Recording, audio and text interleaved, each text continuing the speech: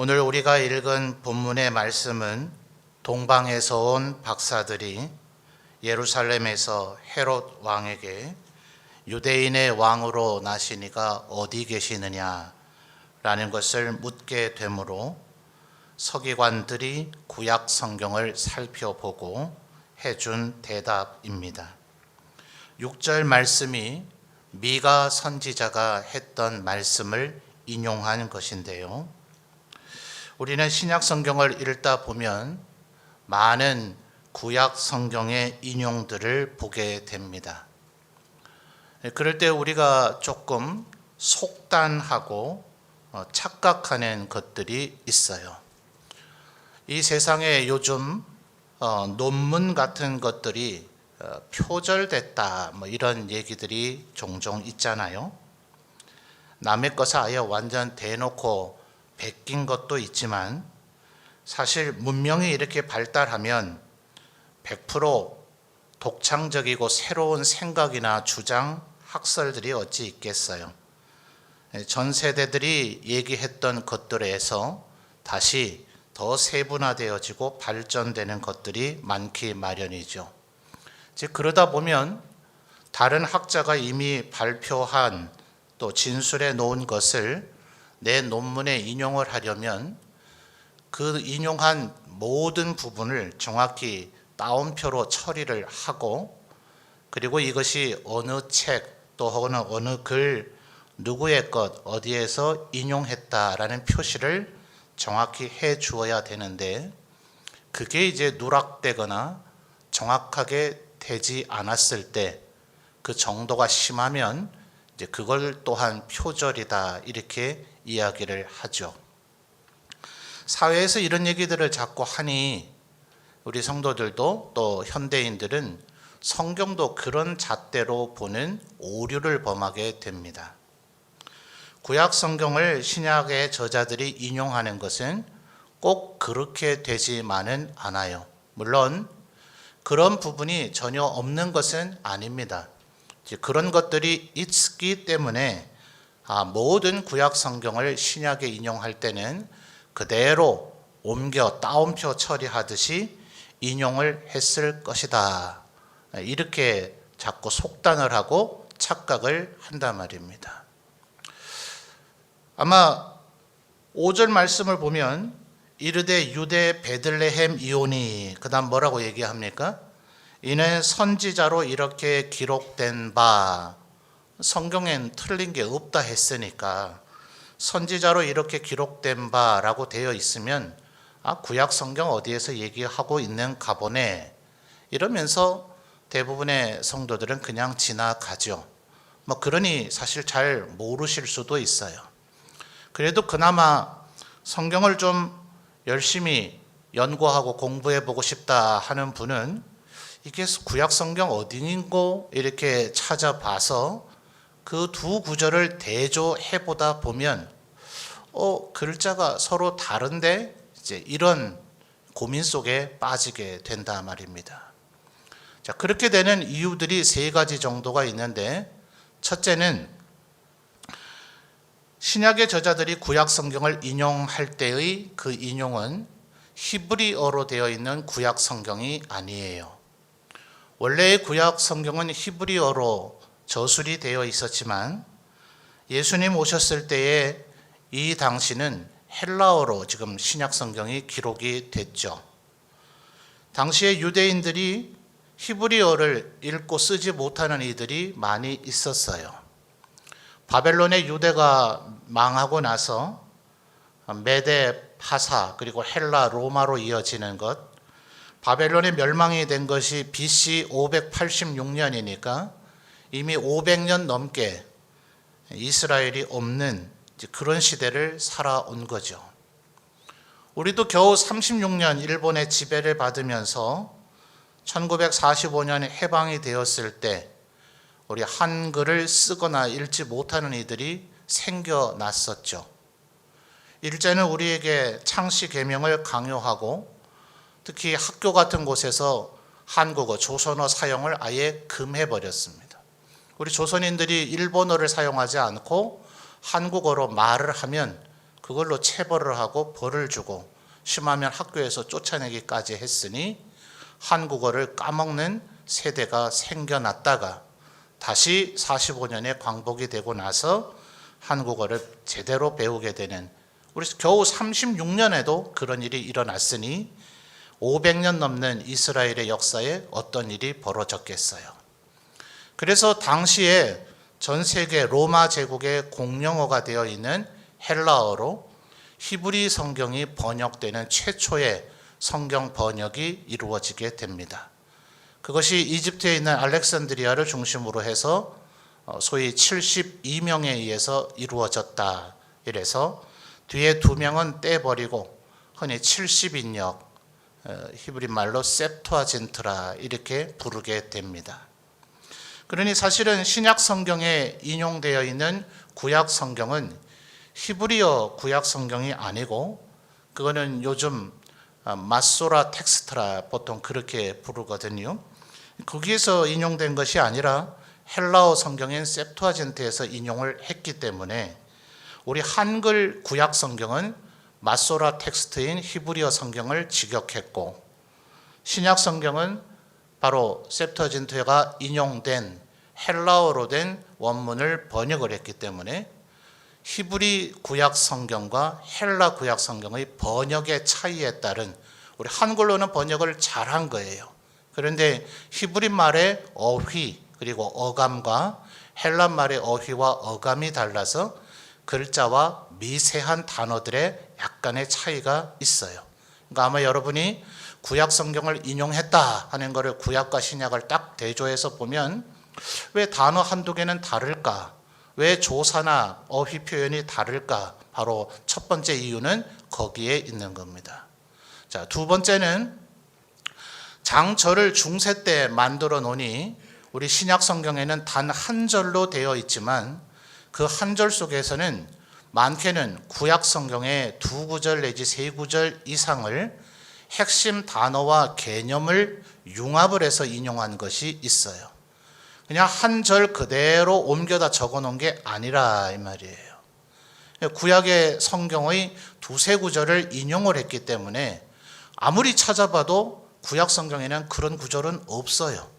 그 한 절, 신약의 한 절 속에 나오는 여러 단어들이 구약 성경에 산재되어 있는 것을 융합해서 인용한 성경 구절도 있어요. 그런데 오늘 우리가 읽은 성경 구절은 거기에서 한 단계 더 나아갔어요. 이것을 의미적 인용이다 이렇게 보통 표현을 합니다. 도대체 뭔 소리길래 이렇게 어렵고 복잡한 얘기를 하는가 싶죠? 자, 이 6절 말씀이 미가 선지자가 5장 2절에서 인용을 했습니다. 한번 찾아보죠. 구약 성경 미가서 5장 2절입니다. 구약 성경 1294페이지 하고 오늘 읽은 마태복음을 손가락 하나를 끼워 놓든지 해서 2구절을 함께 대조를 해볼 거예요. 자, 미가서 5장 2절과 마태복음 2장 6절을 비교를 할 겁니다. 미가서 5장 2절, 자, 여러분이 읽어주세요. 시작.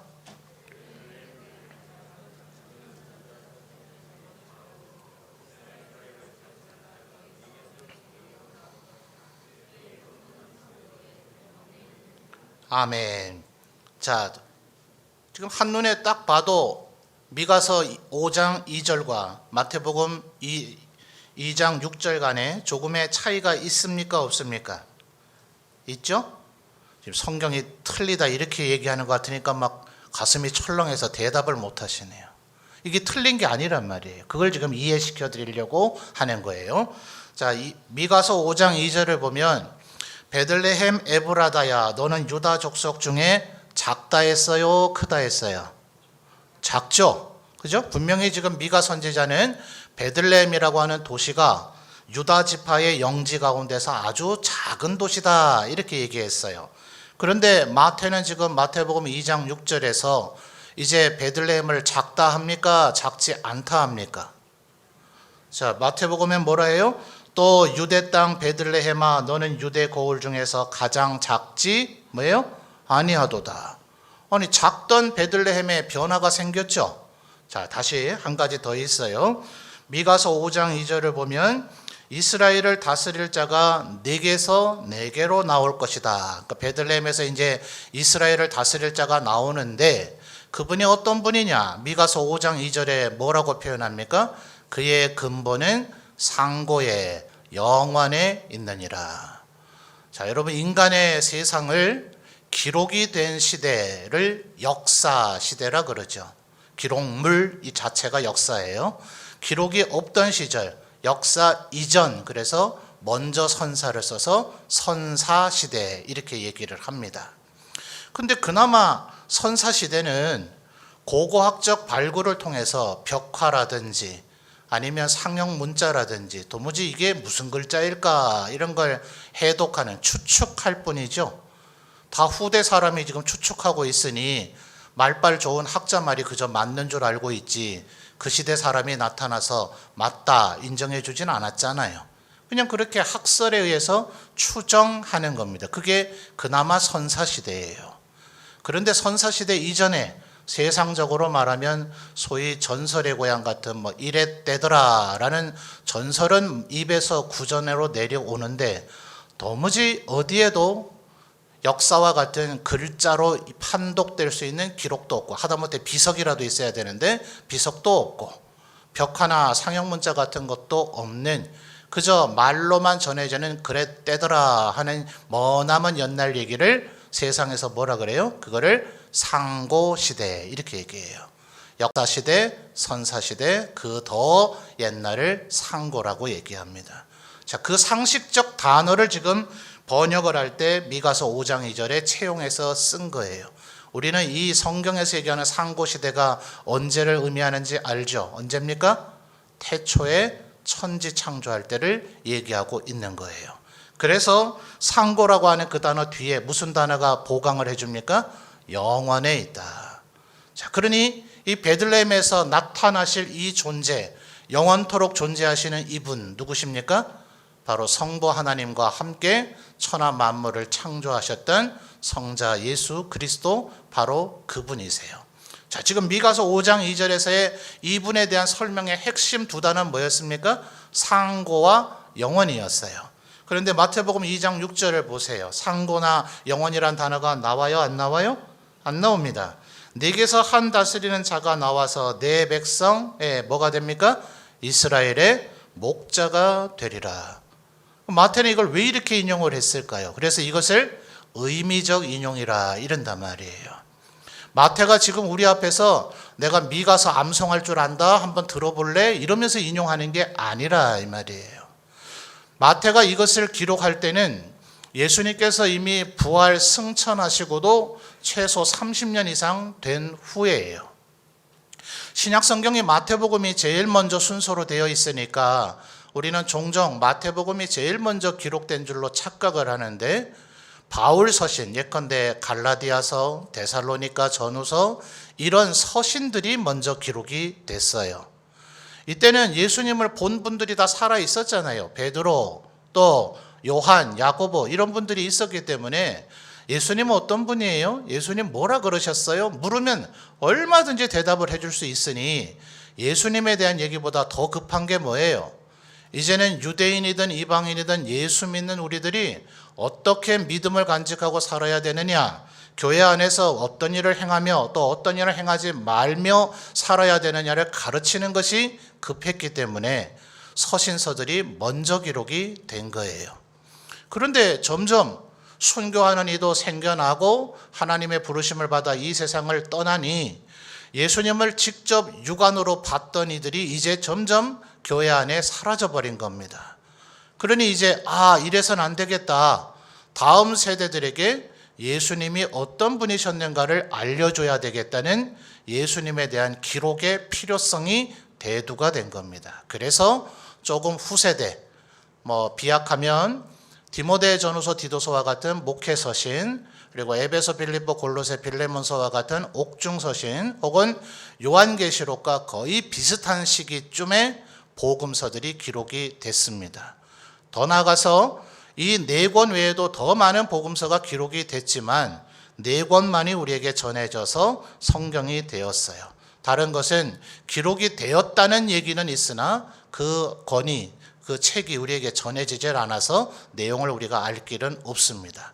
자, 그러니 마태가 이제 예수님이 부활 승천하시고 나서 30년도 지나온 후에 예수님을 소개하는 것이 목적이기 때문에 단순히 미가 선지자가 얘기한 걸 그대로 암송하듯이 옮겨놓는 것은 부족한 거예요. 예수님은 어떤 분이에요? 베들레헴은 미가 선지자가 말했던 대로 아주 작고 옹벽한 그런 도시였습니다. 유다 지파 안에서는 아무런 영향력이 없었어요. 다만 베들레헴이라고 하는 이 말은 말 그대로 하면 현대적으로 말하면 빵집이에요. 왜 빵집이란 이름을 도시 이름이 됐을까요? 거기는 밀과 보리가 엄청나게 많이 생산이 됐기 때문에 그래요. 그러니 흉년이 되면 제일 타격을 받는 것도 베들레헴이에요. 그래서 구약 성경 잘 기억을 더듬어 보시면 흉년이 나서 어떤 집안이 모압 땅으로 이사를 가버렸죠. 거기로 땅 다 팔고 갔다가 남편도 죽고 아들 둘 죽었는데 모압 여인이었던 며느리 하나가 베들레헴 땅으로 따라오겠다고 얘기하죠. 누구 얘기예요? 룻기죠, 룻기. 그죠? 거기 보면 베들레헴이 바로 그 룻기와 보아스, 바로 이 엘리멜렉 집안에 살았던 배경이 되는데, 보아스가 얼마나 땅이 많고 또 얼마나 밀과 보리가 추수가 돼요. 비록 흉년을 겪은 적도 있었지만.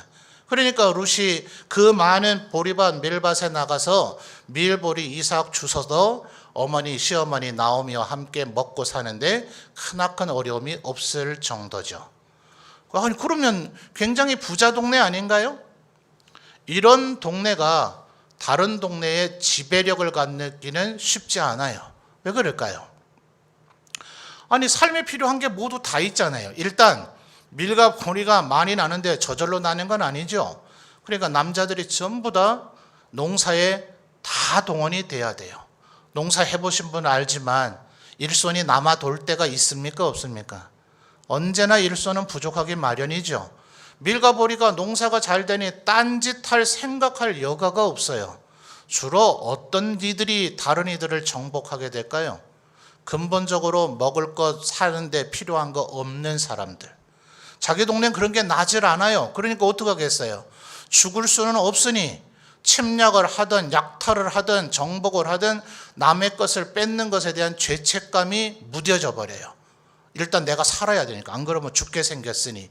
그래서 다른 사람들을 침략을 해서 약탈하고 뺏어오는 걸 하다 보니까 점점 전쟁 기술이 느네요. 아, 이거 쳐들어가 보니 그렇게 어려운 일도 아니네요. 또 여러 번 하다 보니까 점점 어떻게 하면 더 우리가 죽지 않고 뺏어올 수 있는지 알게 되니 주로 그런 곳에 있는 이들이 침략자, 약탈자가 돼서 다른 지역을 정복하더라 하는 거예요. 그러니 베들레헴 이 사람들은 떡집이고 빵집이고 밀과 보리가 많이 나니 다른 사람 침략할 필요가 있어요? 없어요? 없다 보니까 언제나 다른 이들에게 지배를 당하면 당할 뿐, 또 약탈을 당하면 당할 뿐, 다른 이들을 지배하는 그런 위대한 도시가 되지는 않더라 하는 거예요. 여기에 하나님의 신비로움이 있죠. 다른 사람을 침략하고 다른 사람을 뺏고 다른 사람 업신여기는 교만한 자, 하나님 좋아하세요? 안 좋아하세요? 안 좋아하세요. 이 세상 사람들이 볼 때는 어리석고 미련하고 연약한 것 같을지라도 베풀고 섬기고 나눠주는, 또 예수님께서는 어떤 분이에요? 오병이어 사건이 일어났을 때 너희의 조상들이 만나를 먹었었지, 내가 진정한 만나다. 너희 조상들은 그거 먹다가도 죽었지만 나를 먹는 자는 영원히 살 진정한 빵이 바로 나다. 나를 먹고 나를 마시라고 주님은 얘기하셨어요. 베들레헴에서 태어난 분답지 않아요? 진정한 생명의 근원이 누구이냐라는 것을 예수님은 언제나 가르치셨습니다.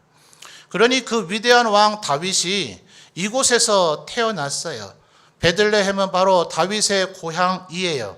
그렇지만 이 사람은 여기를 수도로 삼지를 않았습니다. 다윗의 고향이었지만 유다 지파의 왕이 됐을 때 헤브론을 수도로 삼았어요. 물론 헤브론은 기럇 아르바라 불려지던 그 먼 옛날부터 그들의 조상이었던 아브라함이 가나안 땅에 처음 들어왔을 때 주 근거지로 삼았던 곳이기 때문에 다른 곳에서 아브라함이 살 때도 있었어요. 그러나 창세기 기록을 잘 살펴보면 아브라함이 머물렀던 기간이 가장 길었던 곳이 기럇 아르바 헤브론이에요. 그것은 어떤 곳입니까? 바로 그 함께 따라왔던 조카 롯이 그저 먹고 사는 것에만 급급해서 나는 요단 들녘 물도 많고 풀 많은 그 땅을 내가 차지하겠소 할 때 아브라함이 네가 동하면 나는 서하고 네가 북하면 나는 남하고 할 터이니까 네가 먼저 어디든지 좋은 곳을 택해라 하며 조카 롯이 좋은 땅 다 차지하고 난 이후에 남아있는 땅 어떤 땅이에요? 헤브론인데 이곳은 산골짜기라서 산과 소와 양을 키우기에는 몹시 부적합한 풀도 적고 물도 적은 소와 양을 키우기에는 아주 불편하기 그지없는 땅이에요. 그런데 왜 아브라함은 그곳으로 올라갔느냐? 하나님을 예배하기에 가장 적합한 곳이 헤브론이었기 때문에 그는 헤브론 기럇아르바를 택했던 것입니다. 그러니까 이 다윗 왕은 그 고대의 믿음의 조상의 예를 따라서 헤브론을 자신의 유다의 왕으로서의 수도로 삼았다가 베냐민 지파와의 내전에 승리한 후 이스라엘 12지파를 통일하고 난 이후 우리가 잘 알고 있는 대로 예루살렘의 수도를 정하지 베들레헴은 정하지를 않습니다. 참 안타깝잖아요. 다윗 왕의 고향인데도 불구하고 사무엘 선지자가 기름 부으러 갈 때 사무엘서를 보면 뭐라고 되어 있어요? 베들레헴 이새의 아들 다윗에게 내가 기름을 부으리라. 이새의 집에 내가 가리라 할 때 한결같이 베들레헴 사람이라고 얘기해요. 그런데 다윗 왕은 베들레헴을 거들떠보지도 아니하고 헤브론과 예루살렘을 택했어요. 그러니 이 베들레헴은 참 어떤 면에서는 대단히 좋은 입지 조건을 갖고 있는데도 불구하고 미가 선지자가 얘기한 대로 아까 미가서 5장 2절 기억하시죠? 베들레헴 에브라다야 너는 유다 고을 중에 뭐라고요? 가장 작다. 이렇게 밖에 얘기가 안 되는 거예요. 자, 그런데 이제 그곳에서 예수님이 탄생하셨고 예수님은 만왕의 왕이 되셨어요. 그러니 마태는 이제 뭐라고 선언합니까? 오늘 우리가 읽었던 마태복음 2장 6절 이미 읽기도 했고 다 알겠습니다만 그래도 마음에 새기는 마음으로 다시 한번 읽어봐 주십시오. 2장 6절 시작.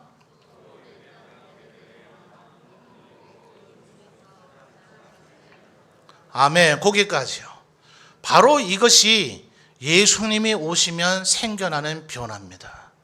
유다 고을 중에서 가장 볼품없고 취급도 당하지 못하고 천시당하고 그냥 깡촌 시골 촌이라고 취급받던 그 베들레헴이 이제는 우리 구주 만왕의 왕이신 예수 그리스도께서 태어나신 곳 그곳이 가장 위대한 도시가 되었다 하는 거죠. 예수님의 오심은 이렇게 우리의 인생을 바꿔놓는 능력의 역사가 있는 줄 믿습니다. 자, 마태복음 4장으로 넘어가 볼까요? 그와 같은 변화를 마태는 또다시 이야기를 합니다. 마태복음 4장 15절과 16절 여러분이 읽어봐 주십시오. 마태복음 4장 15절 16절입니다. 시작.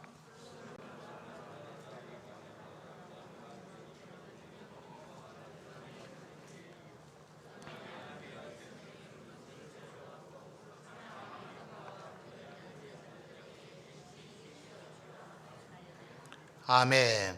자, 15절에 보니까 여러 지역들이 언급되고 있죠. 첫째는 어디요? 스불론. 그 다음에요? 납달리. 생략이 됐어요. 갈릴리 인근을 다 말하려면 아셀 지파와 이사갈 지파도 얘기를 해야 돼요. 근데 네 지파 다 꼭 거론할 필요 있습니까? 그냥 스불론, 납달리, 요단강 저편, 해변길 이게 도대체 어느 동네인 거 우리가 헷갈리더라도 우리는 15절 제일 마지막 단어 때문에 여기구나 라는 걸 알 수 있겠죠. 스불론, 납달리, 요단강 저편, 해변길 여기 전부 다 통틀어서 신약시대에는 이스라엘 전 영토를 세 가지로 구분했죠. 제일 남부는 유대, 중부는 사마리아, 북부는 뭐예요? 갈릴리. 바로 여기 갈릴리라 말입니다. 그런데 16절에 이 갈릴리를 뭐라 표현하고 있습니까? 세 가지 아주 안 좋은 표현들만 가득하네요. 16절에 세 가지 찾아볼까요? 첫째요, 흑암에 앉은 백성. 두 번째요, 사망의 땅. 세 번째요, 그늘에 앉은 자들. 좋은 표현이에요, 나쁜 표현이에요? 나쁜 표현입니다. 말하자면 변방이에요, 변방. 여러분, 조선시대 때 평안도하고 함경도가 그랬다 하잖아요. 태조 이성계께서 관서지방 평안도인들은 관직에 등용하지 마라. 이러니까 뭐 미관 말직이야 했겠죠. 지방직이야 했겠지만 중앙관료로 고위직에는 과거 급제는 꿈도 못 꾸니 나중에 평안도인들이 거기에 불만을 뿜어서 반란을 일으키잖아요. 말하자면 그런 것처럼 이스라엘 땅에도 15절에 얘기하는 스불론, 납달리, 소위 갈릴리 지역은 언제나 변방으로 대접을 받은 적이 없어요. 자, 이스라엘의 왕실은 어디예요? 남부 유대, 유다 지파의 사자 다윗의 왕실이죠. 솔로몬의 아들 르호보암 때 이 르호보암이 통치를 똑바로 못하니 또 하나님 앞에 범죄하니 하나님께서 혼내주신다고 10지파가 쪼갈라져 나가긴 했는데 북방 사람들에게 스불론 납달리에게 그런 기회가 돌아옵니까? 바로 요셉의 후손이었던 므낫세와 에브라임 중에 이미 야곱에게 기도받을 때 예언이 됐죠. 므낫세보다는 에브라임이 훨씬 커질 것이다. 그 예언에 따라 에브라임 지파에서 여호수아도 나왔고요. 그 에브라임 지파의 후손인 여로보암이 중부 사마리아 지역에서, 사마리아는 세 번째 정한 수도이긴 합니다만 중앙부는 결국 에브라임 지파 중심으로 이루어지더라 하는 거예요.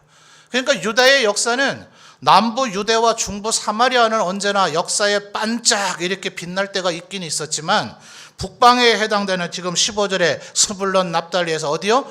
갈릴리는 16절에 얘기하는 것처럼 흑암에 앉은 땅, 사망의 땅, 그늘의 땅이라고밖에 표현할 수가 없더라 하는 거예요. 예수님은 흔히 베들레헴에서 태어나셨지만 애굽으로 도망갔다가 되돌아온 예수님의 부모님이 예수님과 함께 어디에서 사셔서 베들레헴은 온데간데 없이 사라지고 어느 동네 사람이라고 알려졌어요? 나사렛 예수라고 알려졌죠. 나사렛이 어디에 있어요? 그게 북방의 갈릴리입니다. 나사렛에서 유년 시절을 보내던 예수님이 갈릴리 인근의 가버나움으로 이사를 가셨기 때문에 이제는 가버나움이 본 동네가 됐다. 거기가 고향처럼 됐다. 첫 번째 출생지는 베들레헴, 제1의 고향 나사렛, 제2의 고향 가버나움인데 나사렛과 가버나움은 한결같이 북방의 갈릴리 지역에 속해 있어요.